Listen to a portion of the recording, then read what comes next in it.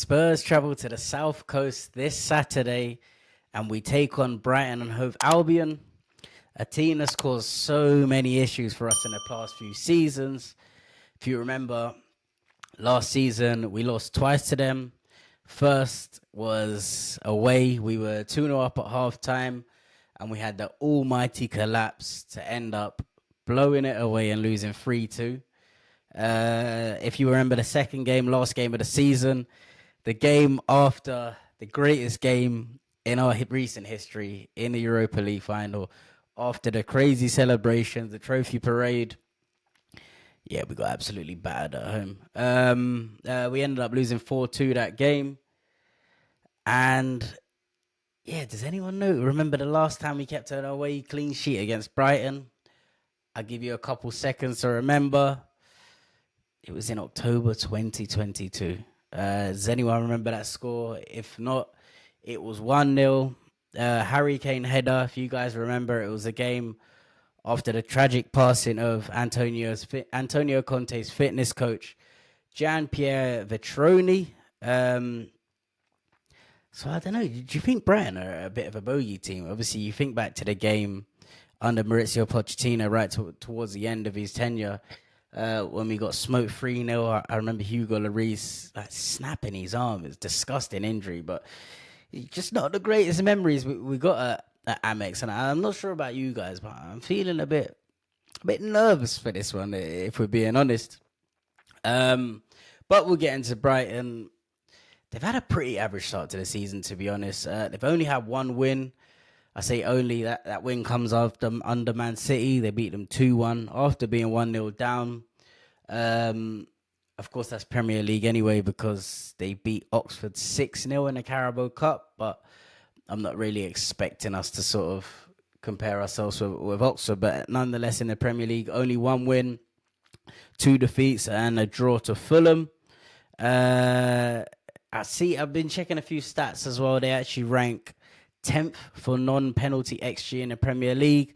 So that suggests that their attacking output has been underperforming the chances they're creating. So they're creating chances, but they're just not converting them. So that could be an issue against Tottenham. They've also only scored 4 times this season, and 2 of them have come from penalties. So bit profligate in front of goal. But as I said, they are creating chances. They're just not putting them away. Obviously, they got the likes of Danny Welbeck up front. Obviously, a veteran of the game, but it'd be typical Spurs for him to absolutely turn up in the game against us. Obviously, they set up in a 4-2-3-1. Well, they have been all season, so I'm expecting them to set up in a similar sort of way. Obviously, we know they're very dangerous from the wings. They got Mitoma and Minte, very quick, very good in transition as well. So it's going to be a battle of the wings. Who do you think wins them battles? Will it be Mitoma's dribbling, Minte's speed against Spurs' fullbacks? That could be an area where the game is won and lost, definitely, because that's probably their biggest threats in their team. They're 2 outstanding players, obviously players. One of the players was quoted for what? They're talking about nearly 100 million for Mitoma as well. So we know that could be a problem for Spurs. They have been a bit shaky defensively. I know they're a bit vulnerable from set pieces. Obviously, something that Spurs are probably going to look to capitalize on. However, they have had a full week to prepare. Obviously, their last game against Bournemouth were a bit unlucky in that game, to be honest, because they got 2 injuries very early on. I think Jack Hinchelwood went off within 3-4 minutes. And then they lost Maxim de Kuyper. I don't know if I'm saying that right. I think he went off after 20-25 minutes. So they're a bit unfortunate in that game as well. Obviously, we know Bournemouth are an outstanding team. Of course, beat Tottenham Hotspur not too long ago as well. But yeah, they've had a full week to prepare. So they're obviously going to be the fresher of the team. Will that count? Obviously got home advantage as well. So we will see. Going into Spurs, of course, we know we've had a great start to the season in the Premier League. 3 wins from 4. Unbeaten away from home as well, of course, winning against City and West Ham. Of course, not even conceded a goal away from home. Very strong from set pieces we've been this season. As I mentioned earlier, obviously, Brighton, being vulnerable from set pieces.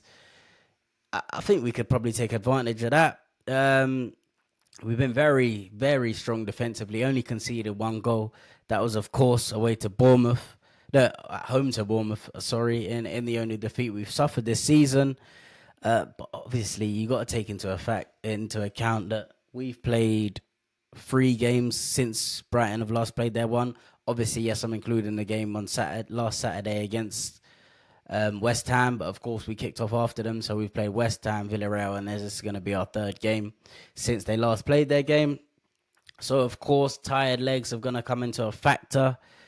How are we going to deal with a quick turnaround? Because obviously this is when the games come really, really quick and thick and fast. Of course, we got Doncaster again in the week. Obviously, we can field a lesser team, but it's just seeing what sort of players are going to be fresh and ready to go for the 3 p.m. kickoff. So we will see. In terms of Spurs team news, I don't think Thomas Frank is. I'm actually doing this before he's done his press conference, so I'm not 100% sure. Not expecting any injury news, but obviously we do know this is Tottenham, so anything can happen. Of course, from the players that we do know are injured, I know Solanke and Kota Sakai, I believe, are back on grass. I don't think they're training with a team yet, so I think this game's going to come a bit too early for them. Obviously, Radi Dragosin's back training with the team. I think Thomas Frank said he wanted to give him about 2 months of a sort of pre-season before he brings him in. So I don't think he'll be involved. Could maybe be on the bench, but once again, if he's on the bench, it would just be to be in and around the team. Obviously, we've got the long-term injuries. Bissouma, been seeing him on Snapchat and Instagram talking about the recovery work he's been doing. It's funny because Bissouma just strikes me as one of the players. He's going to put in all the work to come back. He'll probably come back, have a couple good games, and then just go off the boil again. Obviously, Dejan Kulusevski and Maddison, they're going to be out for a longer period of time. In terms of starting lineup, I think I'm done trying to predict the starting lineup with Thomas Frank because obviously every time I tried to predict one, it's been completely incorrect. Except from last week, I did mention that I thought Matthias Tell would come in, and he did come in from the start. So maybe I do know a bit about football after all. But in terms of in goal, speaks for itself. Vicario, of course, is going to be in goal. Back four, I'm probably going to go with Porro, Van de Ven and Romero. It just worries me about Van de Ven and Romero. More so Van de Ven because we know about his hamstring injuries, and I don't like the quick turnarounds, but maybe because we played on Tuesday, you got a bit of a longer time for him to recover. I think you can throw them in again, and then obviously give him a rest against Doncaster. But so Van de Ven and Romero at the centre. I want to see Destiny Udogie out on the left. Obviously, I know Jez Spencer's been outstanding this season. Obviously, the back end of last season as well. But he is right-footed. He is naturally a right-back. So we just lose a bit the fact that he doesn't really go outside. I have noticed a bit more that he has been trying to go on the outside. But, of course, it's not his stronger foot. So when he's putting in them crosses on his left foot, they're not coming with the greatest of delivery. And obviously, fair play to him because it is on his weaker foot. But Destiny going in on that weaker foot is going to be more comfortable going outside, overlapping the wingers as well. So I want to see Destiny there. He's been back since, I think he was back just before the Bournemouth game, just before international break. So what's that, nearly 4 weeks now he's been back. So I have no doubt he's going to be fit. Yes, I'd like to see him coming in for the start. The two in midfield, I'm going to go with Paulinho and Bentancur. Yes, I know Bergwell's been outstanding, man of the match in the last 2 performances. But as I say, Brighton, just so good on transition. Obviously, Paulinho will be there to break it up. I just think we need a bit more still in there. And obviously, Bentancur can provide that. So I'd like to see a Bentancur and Paulinho. I'm happy to see an Archie Gray in there. I'm happy to see a Lucas Bergwall in there. Sarr, of course, deserves to be in there, but once again, I'd like to see Sarr get rested. Only reason being is because I don't want us to become too reliant on Sarr, because let's not forget in January he goes away. I don't know if it starts in December or whenever, but he goes away to the African Cup of Nations. So if he becomes so pivotal that when he then comes out, don't forget he's also at Senegal, who are going to be likely to be one of the favourites of the tournament. That could be a real issue. So I think we need to start looking at options without Sarr just to start preparing for that. The the three in midfield, I was thinking Kudus, right? But I'm tempted to even say Brendan Johnson. I believe he scored against Brighton last season as well. But I'm tempted to say Brendan Johnson purely because Mohamed Kudus has just been churning out 90 minutes.